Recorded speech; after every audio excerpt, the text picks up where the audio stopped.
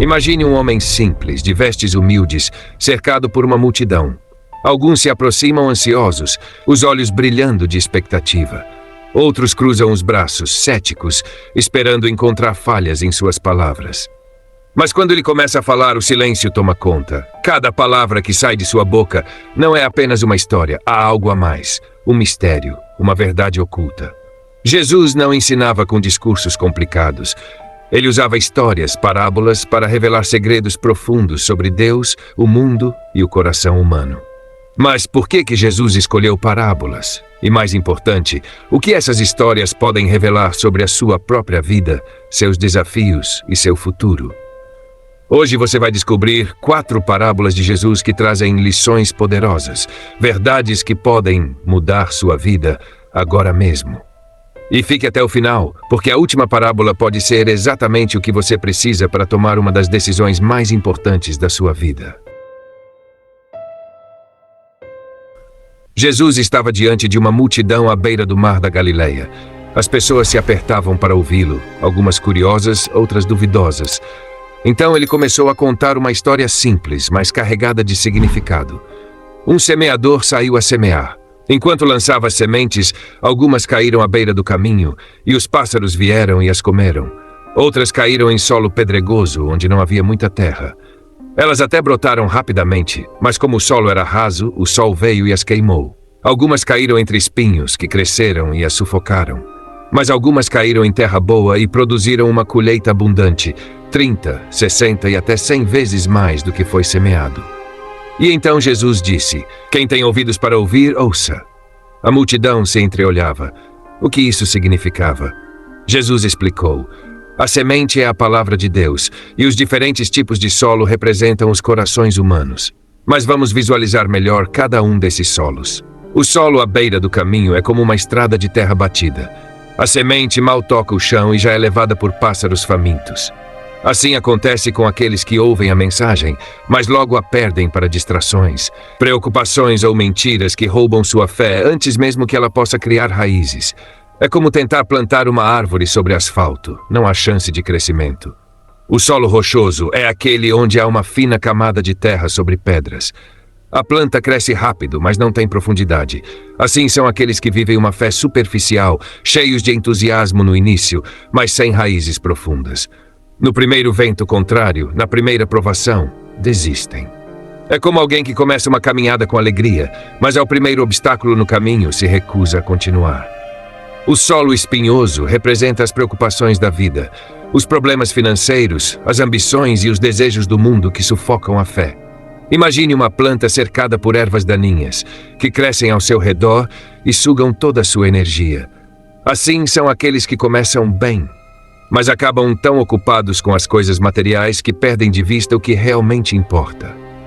A terra boa, essa é diferente. É um solo preparado, fértil, regado e cuidado. A palavra de Deus cresce forte e dá frutos abundantes. Esse solo representa aqueles que não apenas ouvem a mensagem, mas aguardam, a cultivam e deixam que ela transforme suas vidas. Eles enfrentam desafios, mas permanecem firmes, porque suas raízes estão profundamente fincadas na verdade de Deus. Essa parábola é um espelho do nosso coração. Será que temos permitido que a palavra de Deus crie raízes profundas em nós? Ou estamos distraídos, sobrecarregados ou desistindo facilmente diante dos desafios? Se sua vida tem parecido estéril, a boa notícia é que Deus pode transformar seu coração em terra fértil. Basta permitir que Ele remova as pedras, arranque os espinhos e regue a semente com sua presença. Agora pense, que tipo de solo tem sido o seu coração? Imagine um homem que deve uma quantia tão gigantesca que nem se trabalhasse por toda a vida conseguiria pagá-la. Suas mãos tremem, seu coração dispara. Ele sabe que, se essa dívida for cobrada, perderá tudo, sua casa, sua família e até sua liberdade. O desespero toma conta. Então, ele faz a única coisa que pode. Se ajoelha diante do rei e implora: "Tenha paciência comigo e eu pagarei tudo." Mas o rei sabe que essa dívida é impagável. Ainda assim, em um ato inesperado de misericórdia, ele não apenas lhe concede mais tempo, ele perdoa completamente a dívida e o deixa livre. O homem mau acredita no que acabou de acontecer. Suas pernas tremem, lágrimas escorrem pelo rosto. O peso que carregava desapareceu em um instante. Seu coração deveria estar transbordando de gratidão. Mas o que acontece a seguir é inacreditável. Poucos minutos depois, enquanto caminha pelas ruas ainda processando sua liberdade recém-adquirida, esse mesmo homem encontra um conhecido que lhe deve uma quantia muito menor. Algo que, com esforço, poderia ser pago em poucos meses. Seu olhar de alívio se transforma em frieza. Ele avança sobre o colega, segura-o pelo pescoço e exige o pagamento imediato. "Me pague o que me deve", grita ele, ignorando os olhares assustados das pessoas ao redor. O colega, agora em sua posição de desespero, faz exatamente o que ele próprio havia feito momentos antes. Se ajoelha e suplica: "Tenha paciência comigo e eu pagarei tudo." Mas dessa vez não há misericórdia. Sem hesitar, o homem manda prender seu devedor até que ele pague cada centavo. A notícia se espalha rapidamente e chega aos ouvidos do rei. Aquele que havia sido perdoado de uma dívida impossível, agora se recusa a perdoar uma dívida pequena. O rei se enfurece e o manda chamar de volta. "Servo mau", diz o rei, sua voz ecoando no grande salão. "Eu perdoei toda a sua dívida porque você me implorou. Não deveria você também ter tido misericórdia do seu companheiro?" A sentença vem de forma dura e direta. Aquele homem que foi perdoado e não soube perdoar será entregue aos torturadores até pagar tudo o que deve. E Jesus conclui a parábola com uma advertência que ecoa até hoje. "Assim fará também meu Pai Celestial convosco, se do íntimo não perdoardes cada um a seu irmão." Essa história nos confronta. Somos como aquele servo diante de Deus. Nossa dívida espiritual era impagável, mas Ele nos ofereceu perdão completo através de Cristo. Mas e nós? Quantas vezes guardamos ressentimento contra alguém que nos magoou? Quantas vezes desejamos que a pessoa pague pelo que fez, em vez de liberar perdão? Quantas vezes nos esquecemos da imensa misericórdia que recebemos? Perdoar não significa aprovar o erro do outro. Significa soltar o peso que está nos prendendo. A verdade é que o perdão liberta mais a quem perdoa do que a quem é perdoado. Talvez hoje seja o momento de deixar esse peso para trás. E você? Existe alguém que você ainda não perdoou? O sol escaldante castiga a estrada poeirenta entre Jerusalém e Jericó. Uma rota perigosa, cheia de curvas e cavernas, perfeita para ladrões se esconderem. No meio desse caminho, um homem segue sua jornada. Ele não imagina que, a poucos metros, olhos o observam entre as rochas. De repente, o ataque. Os ladrões surgem das sombras, puxam-no para o chão, chutam seu estômago, arrancam suas roupas e levam tudo o que ele tem. Ele tenta gritar, mas um soco no rosto silencia. Seu corpo cai na poeira. Agora ele está sozinho, machucado, sangrando. O tempo passa e seus olhos começam a se fechar. O calor e a dor fazem seu corpo tremer. Ele precisa de ajuda. Então, passos se aproximam. É um sacerdote, um homem que conhece a lei de Deus, alguém que deveria ser o primeiro a demonstrar compaixão.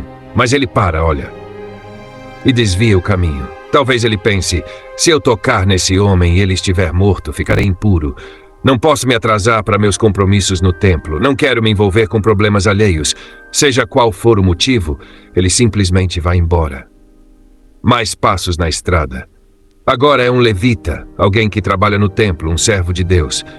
Ele também vê o homem ferido, mas passa de longe. O silêncio volta a dominar a estrada.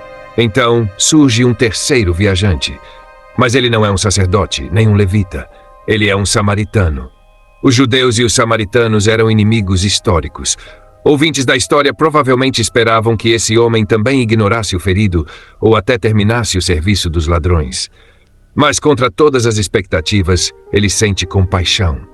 Ele se ajoelha ao lado do desconhecido, rasga um pedaço de sua própria roupa e faz ataduras improvisadas. Derrama azeite e vinho sobre as feridas, um remédio caseiro da época. Depois, com esforço, coloca o homem em seu próprio animal e o leva a uma hospedaria. Na manhã seguinte, ele paga 2 denários ao dono da hospedaria, o equivalente a 2 dias de trabalho, e diz: "Cuide dele. Quando eu voltar, pagarei qualquer despesa extra que tiver." O samaritano não apenas ajudou, ele se envolveu. A grande lição de Jesus. Depois de contar a história, Jesus olha para o mestre da lei e pergunta: "Qual destes 3 parece ter sido o próximo do homem que caiu nas mãos dos assaltantes?" O mestre da lei responde, sem querer pronunciar a palavra samaritano: "Aquele que teve misericórdia dele." E Jesus conclui: "Vai e faça o mesmo." O que essa parábola nos ensina? Jesus Não apenas responde à pergunta do mestre da lei, ele muda a pergunta. O homem perguntou: quem é o meu próximo? Como se quisesse definir limites sobre a quem ele deveria amar. Mas Jesus mostra que a questão real não é quem é o nosso próximo, mas se estamos dispostos a ser um próximo para alguém. Muitas vezes fazemos como o sacerdote e o levita, ignoramos a dor dos outros porque estamos ocupados demais, preocupados demais ou simplesmente indiferentes. O verdadeiro amor não escolhe a quem ajudar. Quem temos sido? Será que estamos amando as pessoas apenas com palavras ou também com atitudes? Será que temos cruzado a rua para evitar alguém que precisa de ajuda? A resposta de Jesus ecoa até hoje. Vá e faça o mesmo. Jesus sabia que muitos ouviriam sobre o reino de Deus, mas poucos realmente se preparariam para sua vinda. Para ilustrar essa verdade, ele contou uma história impactante. O reino dos céus será semelhante a 10 virgens que pegaram suas lâmpadas e saíram para encontrar o noivo. 5 delas eram prudentes e 5 eram insensatas. Mateus 25:1. Na cultura judaica da época, os casamentos seguiam uma tradição especial. O noivo vinha buscar a noiva à noite e era dever das virgens, damas de honra, estarem preparadas para recebê-lo com suas lâmpadas acesas. A grande celebração estava prestes a começar. As 10 virgens representam aqueles que dizem esperar pela volta de Jesus. Mas havia uma diferença crucial entre elas. As 5 prudentes levaram azeite extra para suas lâmpadas. Elas sabiam que o noivo poderia demorar, então se prepararam para uma longa espera. As 5 insensatas não levaram azeite extra. Elas achavam que o noivo chegaria rapidamente e não se preocuparam em estar bem abastecidas. O tempo passou e o noivo demorou mais do que o esperado. O cansaço venceu. Todas elas adormeceram. Então, à meia-noite, um grito ecoou pela cidade: o noivo está chegando, saiam para encontrá-lo. As 10 virgens acordam rapidamente e começam a preparar suas lâmpadas. Mas então, as insensatas percebem um problema. O azeite delas acabou. Desesperadas pedem azeite às prudentes, mas recebem a seguinte resposta: não podemos dar, pois pode não ser suficiente para nós e para vocês. Vão comprar mais. Correndo contra o tempo, elas saem para buscar azeite. Mas enquanto estão longe, o noivo chega. As 5 prudentes que estavam preparadas entram com ele para a festa. As portas se fecham. Pouco depois, as insensatas voltam e batem na porta, implorando para entrar. Senhor, Senhor, abra a porta para nós. Mas do outro lado, o noivo responde com palavras assustadoras: eu não as conheço. E Jesus conclui a parábola com um alerta poderoso: portanto, vigiem, pois vocês não sabem o dia nem a hora. O que essa parábola realmente significa? Jesus está falando sobre sua segunda vinda e o julgamento final. O noivo representa Cristo. As virgens representam aqueles que esperam por ele. O azeite simboliza a vida espiritual verdadeira. Não basta parecer cristão por fora ter a lâmpada, é preciso ter azeite suficiente, um relacionamento real com Deus. A demora do noivo representa o tempo de espera pela volta de Jesus. Muitos desanimam e deixam de buscar a Deus porque acham que ele tarda. A porta fechada representa o fim da oportunidade. Quando Jesus voltar, não haverá mais segunda chance. O que significa estar preparado? Muitas pessoas vivem como se tivessem todo o tempo do mundo para se arrepender e buscar a Deus. Mas Jesus deixa claro: o dia e a hora são desconhecidos. Como podemos nos preparar? Tenha azeite extra. Isso significa manter uma vida de oração, leitura da palavra e comunhão com Deus. Não dependa da fé dos outros. As insensatas queriam pegar emprestado o azeite das prudentes, mas fé e intimidade com Deus não podem ser compartilhadas. Cada um precisa buscar sua própria experiência com Cristo. Não deixe para a última hora. Quando o noivo chegou, já era tarde demais para se preparar. O momento de buscar a Deus é agora. E se Jesus voltasse hoje? Essa parábola é um alerta sério. Nem todos que dizem seguir a Jesus estarão prontos quando ele voltar. Muitos serão como as virgens sensatas, despreocupados, sem azeite suficiente, confiando que terão tempo depois. Mas, e se Jesus voltasse agora? Você estaria pronto para entrar na festa ou ficaria do lado de fora?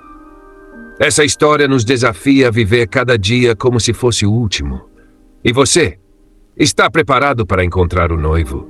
O que essas histórias revelam sobre você? Essas 4 parábolas não são apenas histórias. Elas são espelhos que refletem a nossa vida e o nosso coração. Cada uma delas nos ensina algo essencial sobre nossa relação com Deus e com os outros. O semeador nos fez olhar para dentro e perguntar: como está o nosso coração? Estamos recebendo a palavra de Deus como terra fértil ou deixando que distrações, problemas e tentações roubem essa semente? O credor incompassivo nos lembrou que se fomos perdoados, precisamos aprender a perdoar. Será que estamos guardando rancor e endurecendo o coração, esquecendo da misericórdia que recebemos? O bom samaritano nos desafiou a não ser indiferentes à dor do próximo. Estamos realmente ajudando aqueles que Deus coloca no nosso caminho, ou fechamos os olhos e seguimos nossa vida como se nada estivesse acontecendo? As 10 virgens nos alertaram que nem todos que dizem seguir a Deus estarão prontos quando Ele voltar. Estamos preparados, com azeite suficiente para manter nossa fé viva, ou estamos deixando para buscar a Deus somente quando for tarde demais? Agora eu te pergunto, qual dessas parábolas falou mais ao seu coração? Você tem dado espaço para a palavra de Deus crescer na sua vida? Existe alguém que você precisa perdoar? Você tem sido alguém que ajuda ou alguém que passa de longe? Se Jesus voltasse hoje, você estaria preparado? Se essa mensagem falou com você, não guarde só para si. Compartilhe este vídeo com pelo menos 3 pessoas que precisam ouvir essas verdades. Deixe nos comentários qual parábola mais te impactou. Se inscreva agora no canal e ative o sininho para não perder nenhuma mensagem que pode transformar sua vida. Que Deus te abençoe e até o próximo vídeo.